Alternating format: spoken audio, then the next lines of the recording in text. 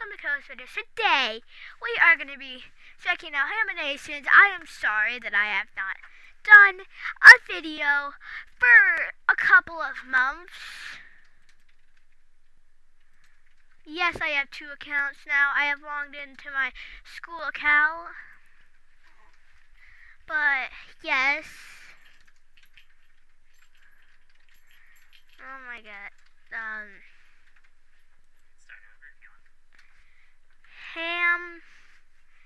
Hamminations.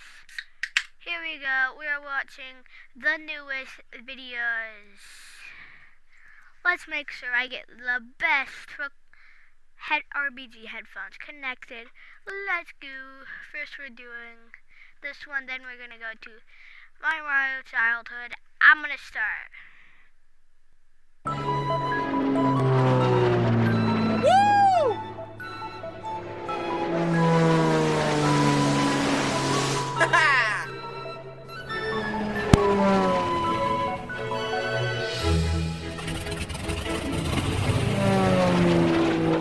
Yeah!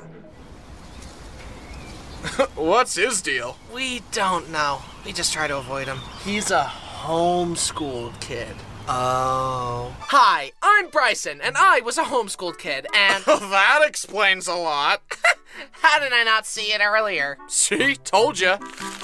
Thank you. Hey, rude. There's such an unfair stigma against homeschooled kids. Everyone just thinks we're weird and cringe. But most homeschooled kids grow up to be well-adjusted members of society, and we're also usually smarter than average. Usually. Weird homeschooled kid is a reductionist stereotype that puts people like me in little boxes. You did pick the right box, though, I will admit. Looks like I do fit the stereotype there. Add it to the list right under dumb blonde. I was homeschooled until the 6th grade, and in all honesty, it was a great fit for me. According to this personality test I took, I am 96% introverted, so the calm of my home was a much better learning environment for me. My mom even had me try public elementary school, and I really didn't like it. Large crowds of people just inflict psychic damage on me or something. I'm pretty shy when getting to know people, and then all of a sudden, boom, I become the silliest goose of all time. You can tell how comfortable I am around you based on how annoying I'm being. There's a direct correlation there. Because of this, I've always had a small but very close circle of friends that I really connect well with. But when I was young, I didn't know how to make friends, so I was given a pre-packaged, parent-approved circle of friends because our moms were friends and they'd get together and let us Rugrats play. Hey guys, let's pretend we're wolves! Yeah! Luckily, I grew out of this, unlike some of you. My mom did a great job teaching me. She made learning fun with field trips and games, and the one-on-one teaching worked very well for me. I couldn't do what she did. I'm horrified by how quickly my future kids' math homework will be beyond my knowledge. Instead of experiencing the rite of passage of crying at the kitchen table as their dad tries to help them with their math assignment, they'll have the unique experience of crying with their dad about the math assignment. What is 7 times 6? I'm genuinely asking. I don't know what it is. I don't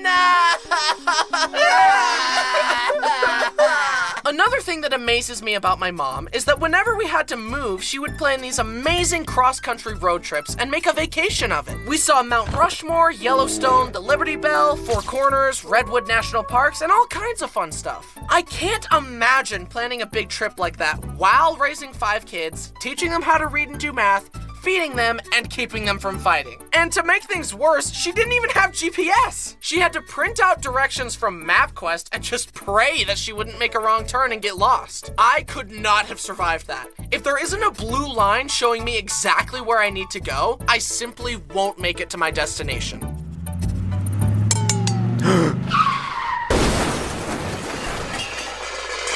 People often think that homeschooled kids are really good at math and science, but really bad at social interaction. Unfortunately, I'm just bad at both of them. And I know I'm not the only one who feels inadequate watching those documentaries about gifted kids. They're all like, at age 2, he was already speaking English and Spanish fluently. By age 6, he already graduated high school valedictorian. And by age 10, he had a doctorate in neuroscience and astrophysics. And just last month, he earned a Nobel Prize. If someone made a documentary about me, it would be more like, at age 2, he finally learned to walk. By age 6, he learned how to not spill chocolate milk. And by age 10, he was already drawing silly little pictures. The only time I remember being good at something in real school was a geography test, because my mom taught me a handy song to remember all 50 states. And I was also good at Punnett squares. So, if both your parents have the AB positive blood type, you having the O negative blood type doesn't make sense. This means either you have a mutated gene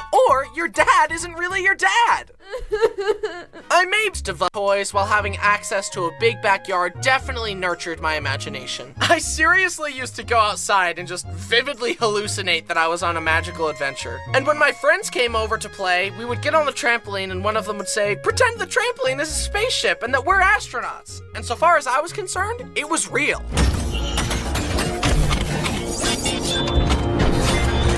Alright, cadets. Today we're gonna be doing hyperspace training. Be sure to follow all protocols before charting a course. Cadet Josh, take the wheel. Okay, I'll take us to the stuffed animal galaxy. Boop. You fool! We can't get to the stuffed animal galaxy directly. We'll have to make a detour in the petting zoo galaxy to avoid the cookie crumb asteroid belt. If we go straight there, the asteroids will destroy the ship. The controls are jammed. I can't turn it off. We're gonna crash. Everyone, get to an escape pod. Access denied. The escape pods are locked. It's too late. You fool! You've killed us all! No! Kids, you okay?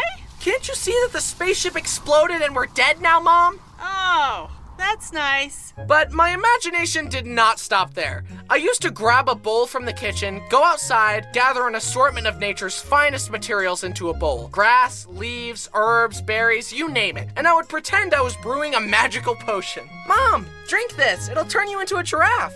No thanks. I'll just stick with my sandwich. Fine, I'll drink it. Bryson, don't! Wow, it really worked. Ooh. Ooh.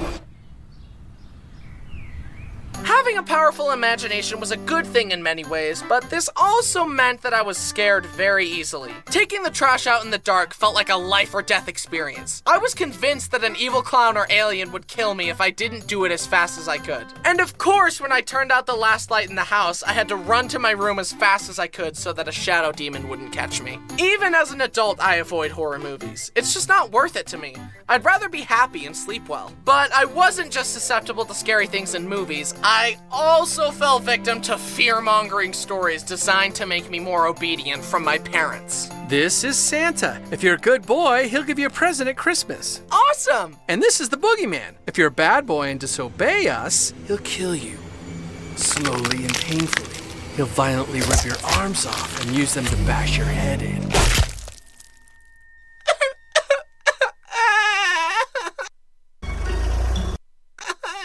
My dad really told me that if I played too many games on the GameCube, that it would take over my mind and I'd never be able to stop playing. This scared me to my core, and it's the reason I didn't start playing a lot of video games until I was 14. But there is something to be said about how good it was for me to play outside all the time. I am grateful that I didn't fry all my dopamine receptors with an iPad at age 5. Instead, I spent my time in glorious nature eating dirt. Having fictional fears that never came true was one thing, but even the real life stuff that I was scared of never came true. I honestly thought I would be on fire way more than 0 times. What's the point of knowing stop, drop, and roll if I never get to use it? Quicksand, tornadoes, the Bermuda Triangle, and piranhas haven't been an issue either. What I should have been scared of was housing prices and taxes. No one warned me about that. When I was 5, I was wasting my time watching Thomas the Tank Engine when I should have been investing in real estate. I probably could have purchased this house for 6 Lincoln Logs and a stick of gum, but now it costs $2 million. I'm such an idiot. But I digress. Plus, I'm not dead yet. The quicksand and tornadoes still have a chance to get me. While at school, my house, my teacher, my mom, would give me writing assignments. One of these assignments requested that I write a sentence with at least 50 letters in it, but I decided that was too hard, so to make it easier on myself, I wrote this. Look, Mom, it has 50 letters, just like you said. Even then, I was such a creative problem solver, but for some reason, my mom called it cheating. My mom even sent me to this art class at this lady's house with my friends, and she gave us all kinds of fun projects like paper mache, watercolors, and collages, etc. I'm so glad I developed a love of art at such a young age, because art is such an amazingly fulfilling hobby, and I'm so lucky to be able to do it as a job. And now I have an amazing superpower. I can imagine anything I want and make it real by drawing it. See? But one of my art projects backfired badly. I decided that the next time I visited my friends that I wanted us all to pretend that we were Sonic characters. My brother Brody had shown me how to draw Sonic, so I drew a bunch of Sonics with different props and different colors. I basically drew a bunch of Sonic OCs. Do not steal. And I wanted to staple the papers together into a book so that I could bring it to my friend's house and we could all pick which one we wanted to pretend to be. I grabbed the stapler and I stapled it directly onto my thumb. And at that moment, I finally understood why cartoon injuries were animated like this. Because that's how it felt. My finger has a heartbeat. Like I said earlier, it was fun to play with the other homeschooled kids. But a frustrating part was that I was usually the one to pitch the game that we should play next. And it usually went something like this. How about we play tag? No. How about we play wizards? No. How about we play hide and go seek? I'll only play if Jenna plays. I'll only play if Rachel plays. I'll only play if Josh plays. Please just say yes, Josh. Everything is riding on you. I don't want to play.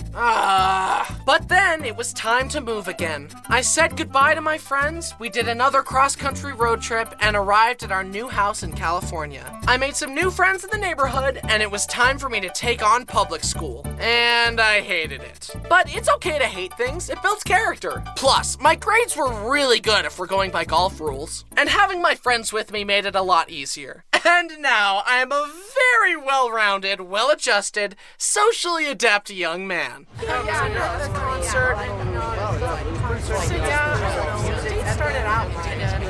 Yeah, me and my cousin were hanging out, and we built a Lego set the other day.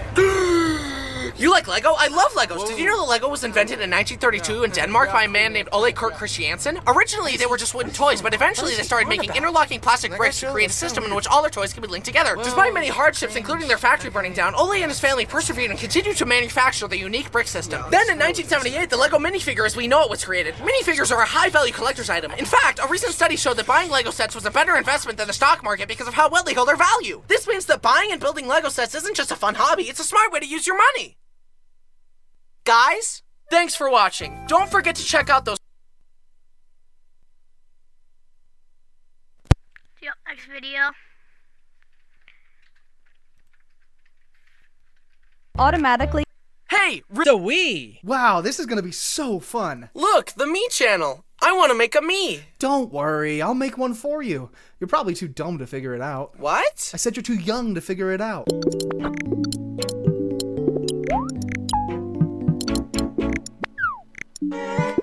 And there. That's what you look like.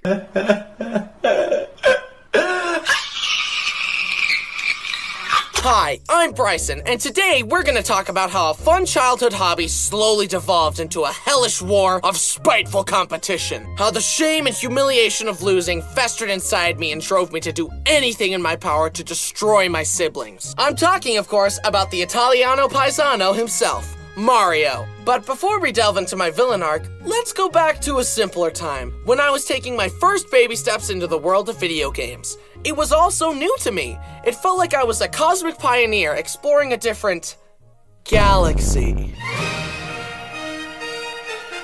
Super Mario Galaxy, the game where you traverse the universe as everyone's favorite Italian plumber. If you haven't played this game yet, change that immediately. When I play this game now, it feels like that scene from Ratatouille.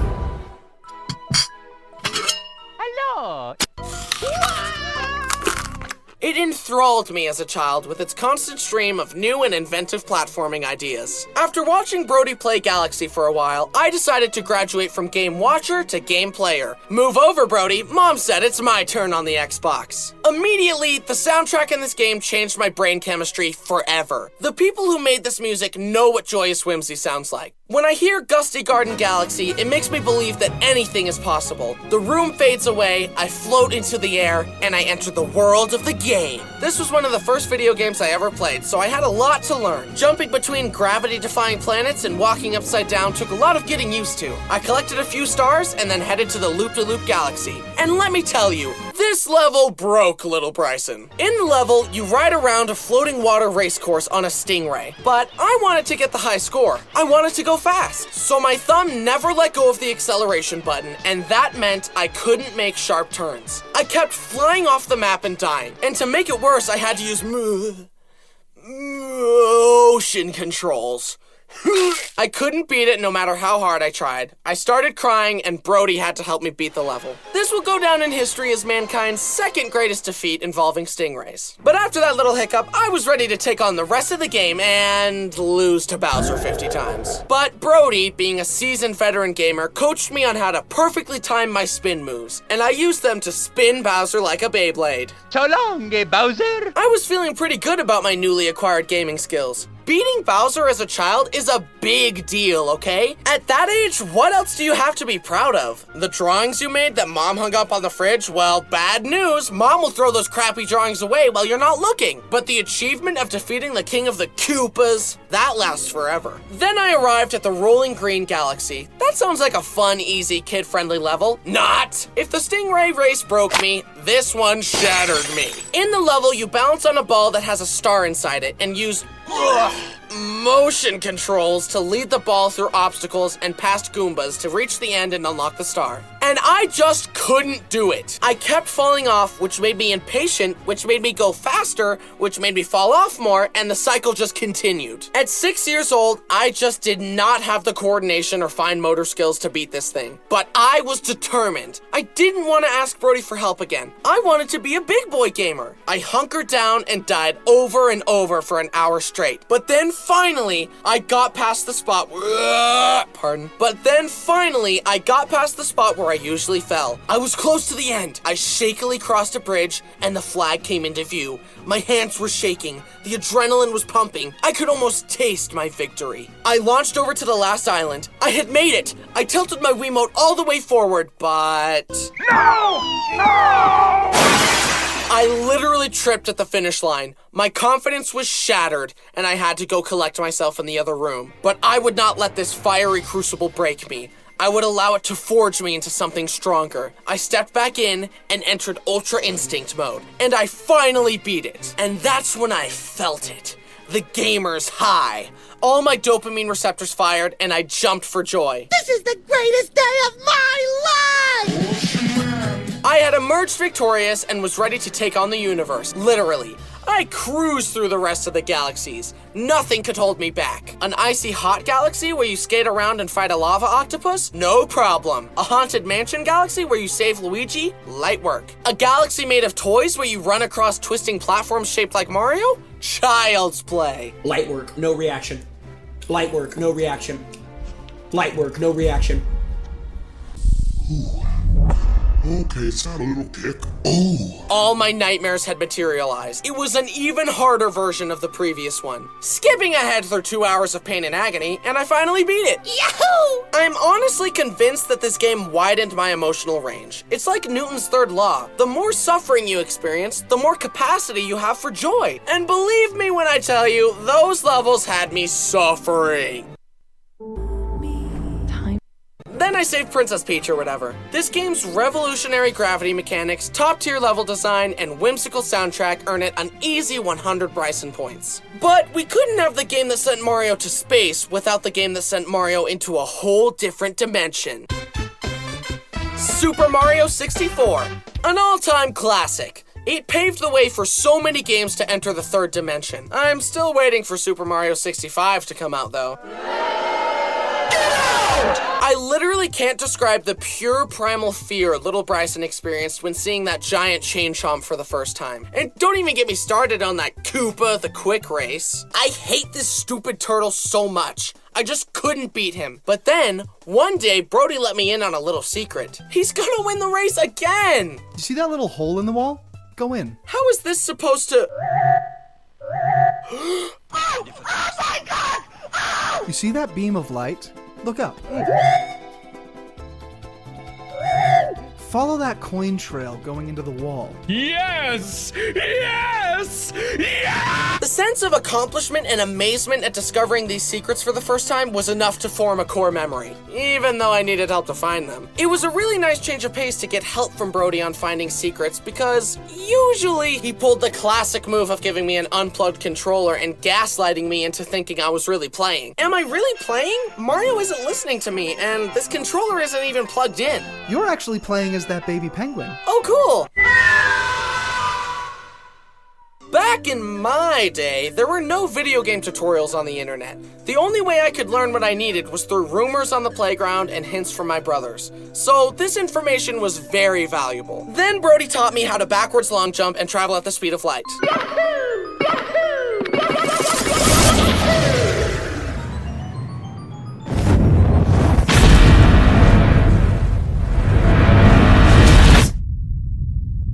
Obviously, this game is great, but me and my brothers usually played the remastered version on the DS. They added some mini-games that we would play together all the time. Some of my favorites were the Hidden Face game, the Babam sorting one, and the one where you draw little trampolines for Mario to jump on. And I think it's absolutely insane that there are definitely people out there with gambling addictions that were caused by Luigi teaching them how to do it. But there was also a multiplayer game where you fight each other to get the most stars, and my brothers and I took it very seriously. Bryson's got 3 stars! Brayden, Brenner, get him! Stay back! I earned these! Sneak attack! Mom! Brayden stole my star! No cap? It's giving little brother energy. Brayden obviously ate with that, and you're Delulu if you think I'm gonna punish him for slaying.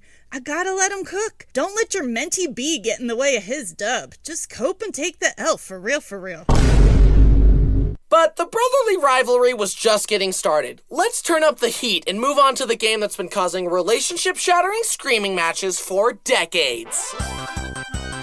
Mario Party, a family-friendly party game. This game introduced a whole new emotion to me. Bloodlust. One thing you should know about this game is that when I win, it's because of pure skill, but when you win, it's because you got lucky and those stupid bonus stars don't even count! When creating a game, it's important to strike a good balance between skill and luck, and in a lot of people's opinions, Mario Party is too much of a luck-based game. It's still super fun at parties if you're not taking it too seriously, which is probably why they call it Mario Party. Unfortunately, my brothers and I have no chill, so for us it was more like Mario Gladiatorial Combat. Our sibling rivalry seemed to leak into every aspect of our lives, and video games were no exception. Even being player 1 was a big deal. If my Wiimote connected first, Brody would shit his pants and disconnect all the controllers and resync them until he was player 1. We also played the DS version of Mario Party on family road trips, and I remember screaming my lungs out over losing minigames. Something about this game is just a recipe for white-hot rage and malice. I guess that's why it's good at parties, because you get to see everyone's true colors.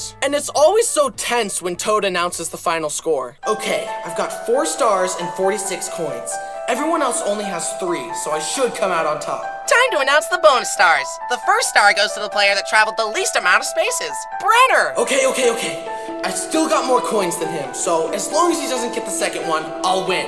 And the next star goes to the player that lost the most minigames, Brenner! I'll f***ing kill you! In one game, I was doing very well for myself. I had several stars and a whopping 270 coins. But this was the Spaceland map. If the center platform gets stepped on 5 times, Bowser's spaceship shoots a giant laser across the board. And of course, I was right in the crosshairs. Hey! No! Stop! Just calm down! Don't do it!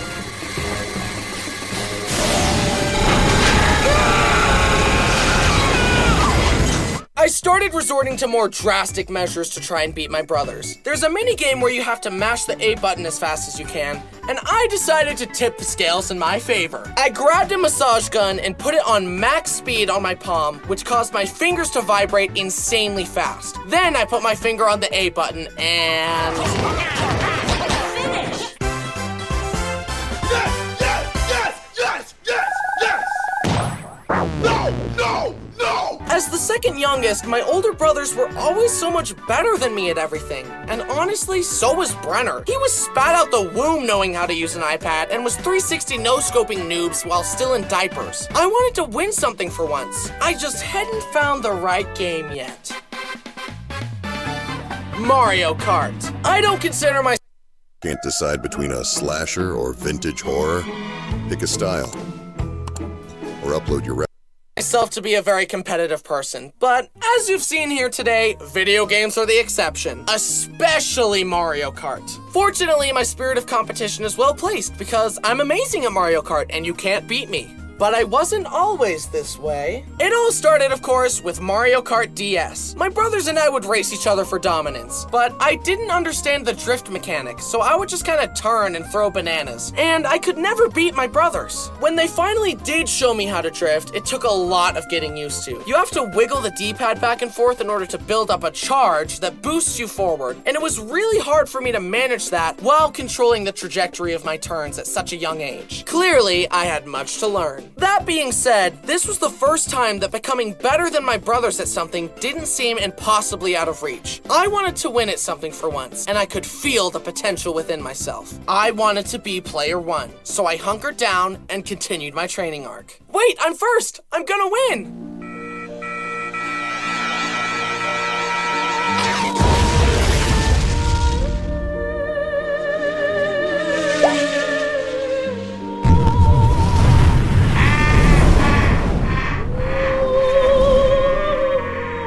Eventually, we graduated from Mario Kart DS to Mario Kart Wii. This was the one that I've played the least because, as we already established, I don't understand motion controls. Also, apparently using a bike is the only viable option because doing a wheelie is just free acceleration, so that's pretty dumb. It didn't help me develop my skills at all, but it definitely added some great tracks, and using the plastic Wiimote was real fun as a kid. Look, Mom, I'm driving! He's never getting his license. Then I entered a training grounds worthy of my potential, Mario Kart 7. They added kart customization, underwater sections, gliders, and a bunch of amazing courses. And a much better drifting system. This was definitely the best Mario Kart at the time. I learned the strategies, I learned the shortcuts, and I began to step into my power. I started to be a much bigger challenge for my brothers, and Brody and Braden could feel the reign of terror slipping away as I won more and more. The Egyptians believed the most significant thing you could do in your life was die. As I studied, I even found a forbidden shortcut. On the Maka Woohoo course, if you use a mushroom to boost off the track at the right angle, you'll land in an out-of-bounds area that corresponds to a much later part of the map. So, when Lakitu saves you, he thinks you're further along than you really were, so he puts you there, allowing you to skip ahead of everyone else. The first time I pulled this trick on my brothers was hilarious. Haha, eat my dust, losers. Little did Brody know, history was about to change.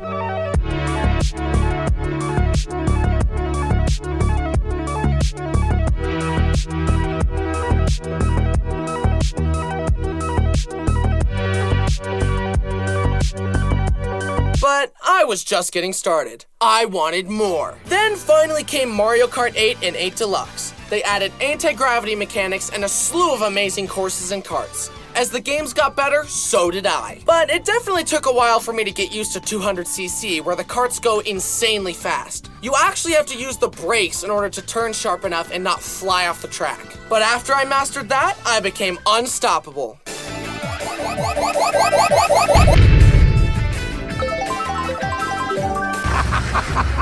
You're weak, just like the rest of your people. They did not deserve to exist in this world, in my world.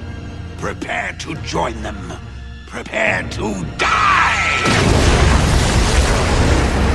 I had demolished Brody and Braden so many times that I unlocked the final frontier of Mario Kart's skill, a forbidden technique known as item smuggling. In the game, the strongest items are given to the people in the back of the race to even things out. Basically, you purposefully hang back in the race to cycle through the best items, and then use them to take shortcuts and sweep in at the last moment to steal a victory. This strategy is especially mean because if you succeed, someone is getting teased with the chance at a first place spot for the whole race, only for you to snatch it from them in the last second. I've done this countless times to family and friends to dunk on them, and I finally fulfilled my childhood dream of being better than my brothers at something. With my enemies defeated, my thirst for victory was finally quenched. Now, I know what you must be thinking. This guy must be pretty bad at everything else if the only thing he can brag about is being good at a children's video game. And to that I say, yeah, that's pretty true. Just let me have this, please. Mario was definitely a great part of growing up, and I'll always have fond memories of playing games with my brothers, and it's been nice to finally defeat them. Little brothers gotta take what we can get.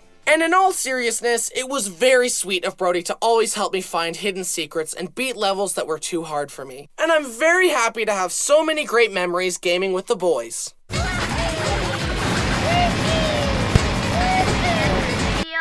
And yep, I hope you have a pretty good day, and yeah, goodbye.